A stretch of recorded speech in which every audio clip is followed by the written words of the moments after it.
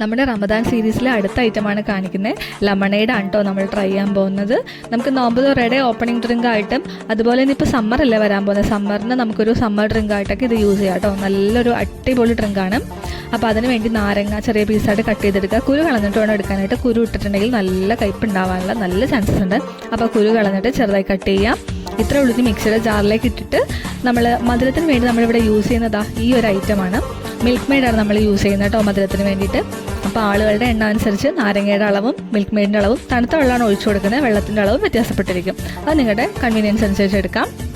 ഇത്രയേ ഉള്ളൂ. മിക്സിയിലിട്ട് നന്നായിട്ട് അടിച്ചെടുക്കുക. എന്നിട്ട് നല്ല തണുത്ത നല്ല അടിപൊളി ഐസ് ക്യൂബ്സ് ഇട്ടിട്ട് അതിലേക്ക് ഇത് അരിച്ചൊഴിക്കുക, കുടിക്കുക. അത്രയേ ഉള്ളൂ. അടിപൊളി ഡ്രിങ്കാണ്. ഇത്തവണത്തെ നോയമ്പിന് എല്ലാവരും ട്രൈ ചെയ്ത് നോക്കിയിട്ട് എനിക്ക് ഫീഡ്ബാക്ക് അറിയിക്കണം. ഇനി നമ്മുടെ ഡ്രിങ്കിന് ഫീഡ്ബാക്ക് കേൾക്കണ്ടേ? വാ കമോൺ. അടിപൊളി, മസ്റ്റ് ട്രൈ ചെയ്യണം.